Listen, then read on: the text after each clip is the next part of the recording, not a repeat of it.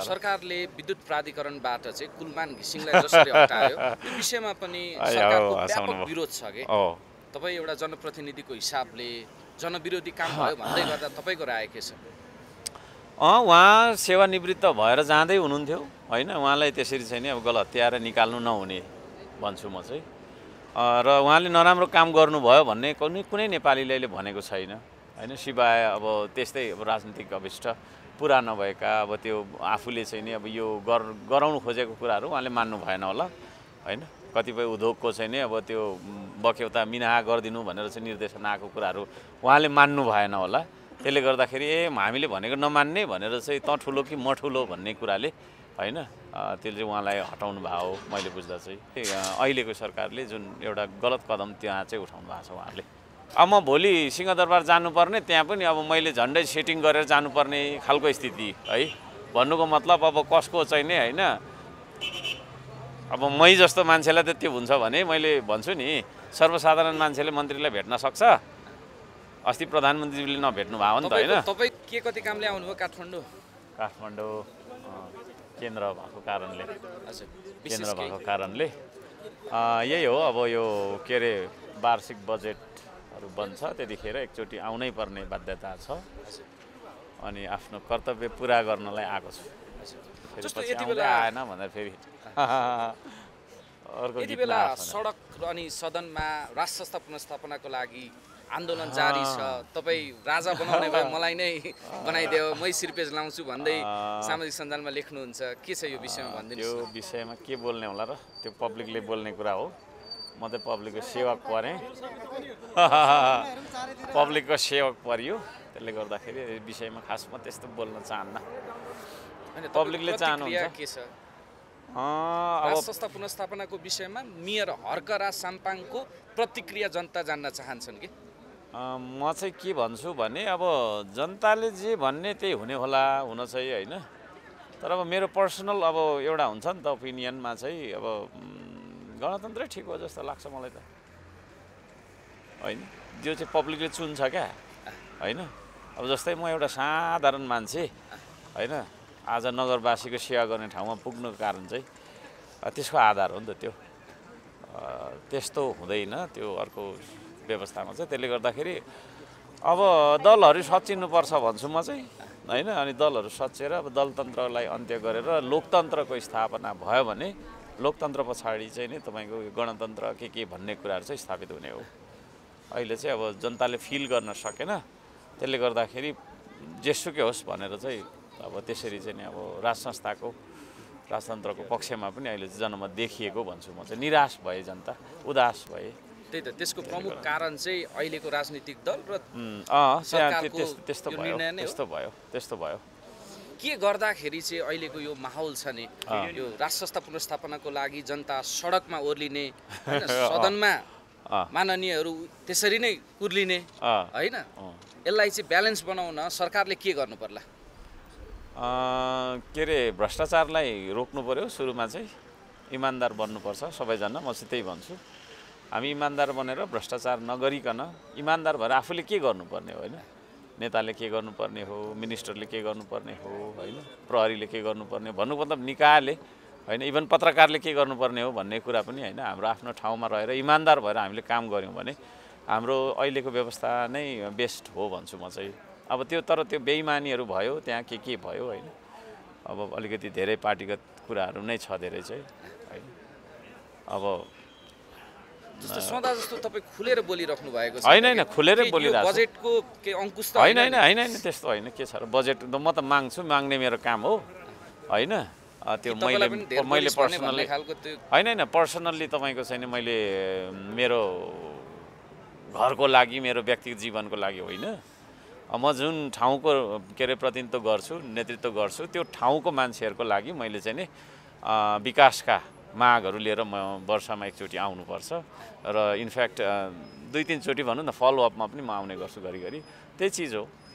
त्यसमा त के छ, सरकारले विद्युत प्राधिकरणबाट चाहिँ कुलमान घिसिङलाई जसरी हटायो यो विषयमा पनि सरकारको व्यापक विरोध छ के? तपाईँ एउटा जनप्रतिनिधिको हिसाबले जनविरोधी काम भयो भन्दै गर्दा तपाईँको राय के छ?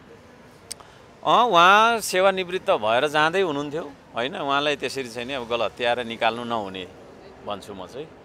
र उहाँले नराम्रो काम गर्नुभयो भन्ने कुनै नेपालीले अहिले भनेको छैन होइन, सिवाय अब त्यस्तै अब राजनीतिक अभिष्ट पुरा नभएका अब त्यो आफूले चाहिँ नि अब यो गराउनु खोजेको कुराहरू उहाँले मान्नु भएन होला होइन। कतिपय उद्योगको चाहिँ नि अब त्यो बक्यौता मिनाहा गरिदिनु भनेर चाहिँ निर्देशन आएको कुराहरू उहाँले मान्नु भएन होला। त्यसले गर्दाखेरि हामीले भनेको नमान्ने भनेर चाहिँ त ठुलो कि म ठुलो भन्ने कुराले होइन त्यसले चाहिँ उहाँलाई हटाउनु भयो हो मैले बुझ्दा चाहिँ। नगर्नुपर्ने थियो। अब यो सरकारले चाहिँ अहिलेको सरकारले जुन एउटा गलत कदम त्यहाँ चाहिँ उठाउनु भएको छ उहाँहरूले, त्यसलाई सच्याउनुपर्छ भन्छु म त भन्छु, तर उहाँहरू अब सचिन हुन्न। सरकारप्रति तपाईँको के छ भनाइ? यसपालि त मैले केही लिएको छुइनँ होइन, त्यस्तो जिन्सी केही पनि छैन। सरकारलाई के छ तपाईँको सुझाव? सुझाव त त्यही हो, अब लोकतन्त्र फिल भएको छैन। म त बारम्बार त्यही भनिरहेको छु होइन। अब म भोलि सिंहदरबार जानुपर्ने, त्यहाँ पनि अब मैले झन्डै सेटिङ गरेर जानुपर्ने खालको स्थिति है। भन्नुको मतलब अब कसको चाहिँ नि होइन, अब मै जस्तो मान्छेलाई त त्यो हुन्छ भने मैले भन्छु नि सर्वसाधारण मान्छेले मन्त्रीलाई भेट्न सक्छ। अस्ति प्रधानमन्त्रीले नभेट्नु भयो नि त होइन। तपाईको वास्तविक चाहिँ अहिले आउँदैछ के तपाईको त्यो? त्यसले गर्दाखेरि के छ भने लोकतन्त्रमा होइन जनता सार्वभौम हुनुपर्छ। जनता नै सार्वभौम हो, पार्टी होइन है। र जुनसुकै पार्टीबाट हामी इलेक्टेड भए पनि हामी जनताको प्रतिनिधित्व गर्ने ठाउँमा पुगिसकेपछि त्यहाँनिर पार्टीगत लबिङ, पार्टीगत सेटिङ होइन, पार्टीगत पक्षधर्ता भन्दा माथि उठेर हामीले इन कमन काम गर्नुपर्छ होइन। त्यो मेरो सुझाव हो। त्यो नभएकै कारणले आज राजतन्त्रको माग भइरहेछ क्या यहाँ। त्यो कामै नगर्दैन छ यिनीहरूले भनेर चाहिँ अहिले मान्छे सडकमा अब जति राजतन्त्रको पक्षमा हुनुहुन्छ उहाँहरू पनि नेपाली नागरिक नै हुनुहुन्छ होइन। कुनै उता पाकिस्तानबाट, बङ्गलादेश, श्रीलङ्काबाट आएको मान्छे त होइन। त्यसले गर्दाखेरि अब त्यो कसरी चाहिँ त्यो लहर सिर्जना भयो त होइन। हिजो चाहिँदैन भनेर तिनै जनताले बिदा दिएको व्यवस्थालाई फेरि तिनै जनताले फेरि ल्याउनुपर्छ भनेर आज सडकमा आन्दोलन किन गरिराख्नु भएको छ भन्दाखेरि अब गम्भीर रूपमा समीक्षा गर्नुपर्छ दलहरूले होइन। जो चाहिँ सत्तामा हुनुहुन्छ उहाँहरूले है गम्भीर रूपमा एकदम कोठामा 1 महिना हुन्छ कि 2 महिना हुन्छ कि उहाँहरू गुफाइ बसेर समीक्षा गर्नुपर्छ। र यो हाम्रो मिस्टेक रहेछ। यो चाहिँ नि अब जस्तै अब हामी पनि एउटा आलोचकै भनौँ न ल होइन, आलोचनात्मक समर्थक भनौँ न होइन, हामी गर्छौँ समर्थन पनि गर्छौँ, तर आलोचना अलि धेरै हुन्छ। हामी जस्तोले भनेको कुराहरू सुन्नु पऱ्यो नि त। बालनजीले भनेको कुरा सुन्नु पऱ्यो होला, हर्क साम्पाङले भनेको कुरा सुन्नु पऱ्यो होला, कुलमान घिसिङले भनेको कुराहरू सुन्नु पऱ्यो होला होइन। यी कुराहरू सुन्नु पर्दैन होला त। ती कुराहरूभित्र केही कुरा चाहिँ छ क्या। अब त उहाँहरूले हामीले जे गर्यौँ त्यही ठिक छ भनेर अगाडि बढ्नुहुन्छ भने भोलि फेरि आउनु पनि सक्छ फेरि गइसकेको व्यवस्था। त्यही त तपाईँहरू जस्तो गणतन्त्रको सुन्दर फुलहरू चाहिँ अहिले सङ्कटमा परेको बाहिर चर्चा छ र त्यस्तै देखिन्छ कि। अब रवि लामिछाने पानी नपाएको होइन, तपाईँ पानी नपाएर छटपटेको। अब यता बालेन शाह आफ्नै होइन प्रमुख प्रशासकीयको एउटा को ल्याउने भन्ने विवादमा यो झमेलामा पर्नु भएको छ। तपाईँहरू नै यो झमेलामा चङ्गुलमा पर्दै गर्दाखेरि यो व्यवस्था प्रश्न त अझै उठेको छ नि होइन? छ त, त्यही त भनेको त। हामी भनेको चाहिँ कस्तो भने प्योर एउटा स्वतन्त्र नागरिकको, स्वतन्त्र नेपाली जनताको प्रतिनिधित्व गर्छौँ क्या। कुनै दलमा छैन नि त। त्यसले गर्दा मलाई के भन्छ मेरो नेताले मैले आज यो बोल्दा मेरो कार्यकर्ता भोलि रिसाउँछ कि भन्ने छैन। जे हामी देख्छौँ, जे हाम्रो अनुभूति छ त्यो अनुभवको हिसाबले हामी बोल्छौँ है। र जे मैले बोल्दैछु नि यही हो जनताले अहिले बोलिरहेको कुरा जस्तो मलाई चाहिँ लाग्छ है। त्यो भ्यू पोइन्टबाट हेर्छु। अब हामीले बोलेको कुरा चाहिँ अब उहाँहरूले सुन्नुहुन्न भन्नुको मतलब आम पब्लिकले बोलेको नसुनेको। त्यसो हुँदाखेरि चाहिँ पब्लिकले रुष्ट हुनुहुन्छ होइन। पब्लिक रुष्ट भएर मैले भन्दैछु त गइसकेको व्यवस्था आउनु पनि सक्छ। अहिले यो बालेन शाहको जुन सङ्कट आइपरेको छ नि यो विषयमा तपाईँको धारणा के छ? उहाँको कुरा सुन्दाखेरि अब प्रमुख प्रशासकीय अधिकृतले चाहिँ नि अब अलिक प्रक्रियामा केही कुरा तलमाथि गरेको कारणले निलम्बन गरेर छानबिन गरिराखेको भन्ने स्थिति छ। अनि त्यस्तो खालको अवस्थाको मान्छेलाई नै जबरजस्ती नहुल्नु पर्थ्यो जस्तो लाग्छ मलाई चाहिँ है। हुन त अब मेरो क्षेत्राधिकार होइन होइन। अब जबरजस्ती हुलिदिनु भयो। अब जबरजस्ती हुलेर कसरी चल्छ त भोलि? जबरजस्ती चल्छ त? चल्दैन होइन, मिलेर मात्रै चल्छ क्या सिस्टम चाहिँ। जबरजस्ती भयो होइन, त्यसले गर्दाखेरि त्यो नहुनुपर्ने थियो। यो स्वतन्त्र हुँदाको परिणाम हो। म बस्छु 2-3 दिन बस्छु। अब यहाँ अहिले नै फर्किन्छु भन्ने यो स्वतन्त्र हुँदाखेरिको पीडा हो अथवा भनौँ यो परिआएको अहिले जस्तो बालेनलाई परेको छ, यो स्वतन्त्र हुँदाको एउटा पीडा हो?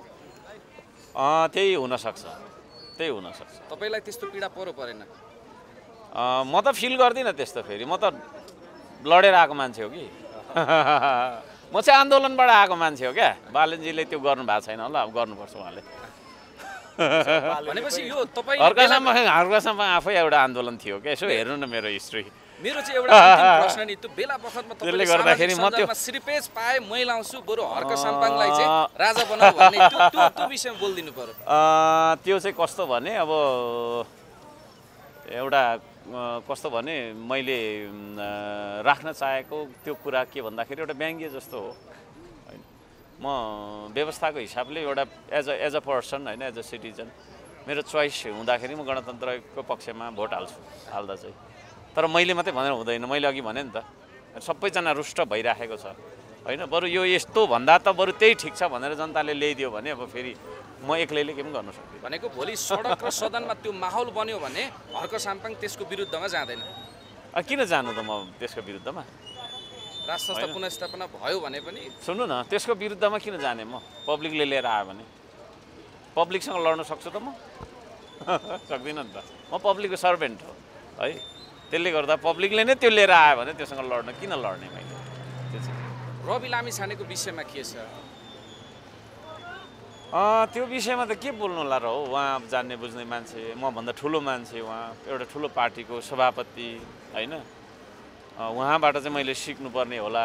मैले के बोल्नु र? उहाँलाई अब के भइरहेछ होइन, त्यस्तै नै देखिन्छ। अब खोइ के हो होइन। उहाँले अब कसुर गर्नुभएको हो कि होइन कि होइन, अब न्यायालयले हो र नै त्यसो गरेको हो कि? त्यो त नगर्नुपर्ने हो होइन। पत्रकार भन्ने बित्तिकै तपाईँहरू भनेको हेर्नुहोस् उज्यालो हो, म चाहिँ त्यो भन्छु होइन। पत्रकार छैन भने कुनै पनि कार्यक्रम, कुनै पनि घटना, जेसुकै भनौँ न, विकासका योजना, केही कुरा पनि तपाईँको सार्थक बन्दैन। किनभने इन्फर्मेसन भनेको सबभन्दा ठुलो कुरो हो। अब त्यो इन्फर्मेसन एक्सचेन्ज गराउने एउटा माध्यम पत्रकारलाई नै, त्यो राजावादी होस् या गणतन्त्रवादी होस् या जोसुकै होस् होइन, त्यसरी चाहिँ तपाईँको चाहिँ नि निर्मम हत्या जुन गरियो त्यसको चाहिँ मैले एकदमै धेरै विरोध गर्छु होइन। त्यो गर्नु हुँदैन। तपाईँको चाहिँ नि पत्रकारले होइन जे हो सत्य तथ्य निकाल्नुपर्छ। पोलिटिकल्ली बायस पनि हुनु हुँदैन र त्यस्ता पत्रकारलाई तपाईँको छैन त्यो खालको दुर्व्यवहार त के भन्ने, अब त्यो हत्या नै भयो। अब छानबिन गर्नुपर्छ है, निष्पक्ष छानबिन हुनु पर्यो त्यो पनि फेरि होइन। अनि निष्पक्ष छानबिन गरिसकेपछि अब दोषी को हो त्यसलाई चाहिँ कारबाही गर्नुपर्छ। जस्तो यो मिसन 84 को चर्चा चल्दै गर्दा हर्क साम्पाङले पनि दल खोल्ने र त्यही अनुसार मिसनमा चल्ने। मिसन 84 त छैन हो, मेरो त मिसन 84 छैन। मेरो चाहिँ मिसन टुडे, मिसन राइट नाउमा हिँड्छु होइन। मिसन 84 छैन। पार्टी खोल्ने चाहिँ के हो? सल्लाह गर्दैछौँ हौ। भनेपछि सल्लाह गर्दैछौँ, पार्टी खुल्न सक्छ। सल्लाह गर्दैछौँ। अब त्यो सल्लाह टुङ्गोमा कहिले पुग्छ अब। पार्टी खोल्ने विषयमा मेरो एउटा प्रश्न, जस्तो तपाईँले काठमाडौँ आएर यहाँका केही इन्टेलेक्चुअल व्यक्तिहरूसँग पार्टी बनाउने विषयमा छलफल गर्नुभयो, मिटिङ गर्नुभएको छ। ती व्यक्ति नै अहिले राज संस्था ल्याउनु पर्यो भनेर सडकमा आएका छन्। त्यस्तो के भन्नुहुन्छ? त्यस्तो छ? थाहा पाउनु भएको छैन? मैले थाहा थिएन। फेरि म एकदम बिजी हुन्छु कि। स्वागत नेपाल। तपाईँले उहाँसँग स्वागत नेपाल। स्वागत नेपाल। तपाईँको एकदमै नजिकको मित्र स्वागत नेपाल त राज संस्थाको पक्षमा हुनुहुन्छ। उहाँ चाहिँ त्यस्तो हुनुहुन्छ होला होइन। त्यो फेरि उहाँको पर्सनल हो है। कहाँ भोट हाल्दैन। सँगै होइन सहकारी गरेर अगाडि जाने भन्ने थियो पार्टीमा। एक दुईचोटि भेट्नु नि भएको भेटेको हो। अब उहाँ खुलेर बोल्नु भएको छैन। खोइ कुन त किन हो। भनेपछि सरलाई के मेसेज छ? महानगरमा तोडफोडमा पनि तपाईँले भन्नुभएको थियो मेरो साथ तपाईँ निकै सोझो हुनु पर्यो, सोझो हुनुभयो, अब बाङ्गिन पर्यो भन्नुभएको थियो नि। के भन्न खोज्नुभएको? उहाँ सोझै हुनुहुन्छ होइन। के अरे हामी चाहिँ अभियान र आन्दोलनबाट आएको मान्छे हो कि त्यसले गर्दाखेरि हामी अलि बाङ्गै छौँ म चाहिँ बाङ्गै छु ल धन्यवाद त्यसले गर्दाखेरि उहाँ पनि अलिकति अलिकति बाङ्गो हुनुपर्छ यो विषयमा चाहिँ त्यस्तो कार्य तपाईँकोमा भएको भए तपाईँको प्रतिक्रिया चाहिँ के हुन्थ्यो मेरो मेरो मेरो त अर्कै खालको हुन्थ्यो टिट फर ट्याट मेरो त अर्कै खालको हुन्थ्यो धन्यवाद ल